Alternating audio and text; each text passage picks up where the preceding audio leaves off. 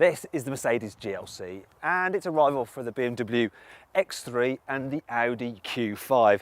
And you can pretty much think of it as a C-Class on stilts. Clearly an inferior product. Thankfully this isn't. It's a really upmarket vehicle and it's absolutely gorgeous inside.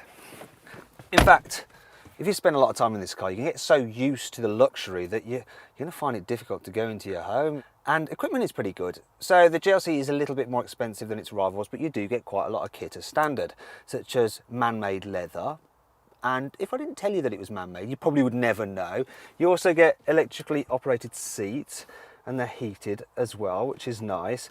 However, if you want sat-nav, you do have to pay extra for it on the base model. And there's two types, right? There's a Garmin sat-nav, which is not really very becoming of a Mercedes. And then there's the more expensive Mercedes command system, which, if I'm brutally honest, it's not as good as those offered by Audi or BMW. Now, if you click on the card in the top right-hand corner of the screen, you can see our in-depth review of the infotainment system and have another look around this car's glorious cabin. And you'll probably notice then that the cubby spaces are actually really good, but that's not why you buy a GLC. You buy it for its image. And really, this is a car that totally stands out. From whichever angle you're looking at it from, the front, the sides, the back, oh, especially the back, it just screams quality. Also, as standard, all models get an electrically powered tailgate, which seems to take an absolute age to open. But once open, the boot is really practical, and it's got a couple of really cool features that I like.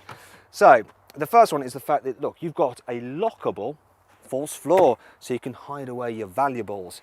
Another neat thing is that the parcel shelf is easy to remove, and when not in use, you can fit it under there. It's great that this car has no load lip. The only problem is that the load height is quite high, so it's going to be a bit of an effort for your old dog to leap into the back. You won't find this an effort though, folding down the rear seats, just a flick of a button. It's just so simple. Mercedes making your life easier. There we go. And then you've got a nice big flat low bay. It's a very practical car actually, and that extends to the back seats. So if we just hop in, I'll put these chairs back and you will see that I have loads of knee room, loads of headroom. People over 6 foot will be absolutely happy back here. And you know, if there's only two of you, you can fold this down, rest your arm on it, lift it up, you've got some extra storage. But if there's not and you need to carry three, it's perfectly doable in here. Yes, there's a bit of a hump in the floor, but those footwells are really large, and because there's so much headroom, look, the middle seat is actually surprisingly comfortable. And if you want to see just what it's like with three people in the back, click in the top right hand corner of the screen on the card for our in-depth practicality video, and you'll be able to see just how easy it is to fit a baby seat in here and how much stuff we could actually fit in the GLC's boot. Mercedes has filled the GLC with technology, and here's a run through of 5 cool features. The GLC is the only car in its class available with air suspension, but it is expensive. The crosswind assist prevents sudden gusts from blowing you off course. The blind spot monitoring with active steer prevents you drifting into other cars. It's already saved me once. The location of the gear selector on the steering column is really handy. The off-road pack includes 5 modes, including incline, slippery and rocking assist. However, the GLC isn't perfect. Here's 5 things which aren't so cool about this SUV. The black piano plastic may look great when new, but it scratches easily. You end up dirtying the backs of your trousers on the rubbing boards when you go to get out. The design of the touchpad and the swivel wheel are a little bit awkward, and they kind of give you RSI. The automatic gearbox sometimes jerks slightly when changing down at low speeds. A bit like that. At the moment, the car is currently only available with a 2.1 litre diesel engine in the UK, though it does have 2 power outputs. Whoopee. If you want petrol power, you can get a 6-cylinder 3-litre in the sporty AMG GLC 43. And that brings us on how the GLC feels when you hit the road.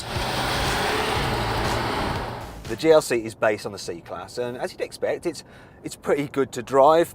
Obviously, it's not perfect though. For instance, while the suspension on the whole is very comfortable, occasionally you do get this slight rocking sensation when you go over certain bumps. Another thing is that the controls, the steering and the brakes, they're just a little bit numb, and that means that you're not really encouraged to push it through the corners like you would a BMW X3. To be fair though, it still handles well enough, and I think that this GLC's, well, its laid-back approach really suits SUVs. Now the GLC, it might be a big car, but it's actually pretty easy to drive in town because obviously you sit up high. It's easy to judge where the corners of the car are. If you want to actually have a look at the visibility yourself, click in the top right hand corner of the screen on the car to watch our 360-degree video, and you'll notice that the only real blind spot is the fat rear pillar. One area where this GLC really stands out is soundproofing, because it's noticeably quieter than its rivals. In fact, the ambience is only dented slightly when you put your foot down and the grumbly 2.1 litre diesel roars into life, but then when you back off again, it soon subsides. And well, anyway, Mercedes says this engine will do 0 to 60 in 7.5 seconds and return 56 miles per gallon. And in the real world, I'm actually averaging 48 miles per gallon.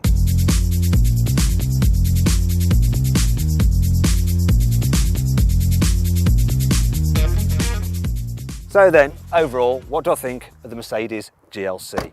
Well, the infotainment system is a little bit confusing, and that 2.1 litre diesel a touch noisy, but this car is super stylish and it's really relaxing to travel in. Now, if you click up there, you can get more information and find out the best deal you can get on a GLC at carwow.co.uk. Thanks for watching. Click over there for our group test video between the Mercedes GLC, the BMW X3 and the Range Rover Evoque. And if you enjoyed this video, please like it, share it and subscribe to our channel. Now, did you know that Carl Benz, the inventor of the gasoline-powered motor car, was also the first person to hold a driving licence?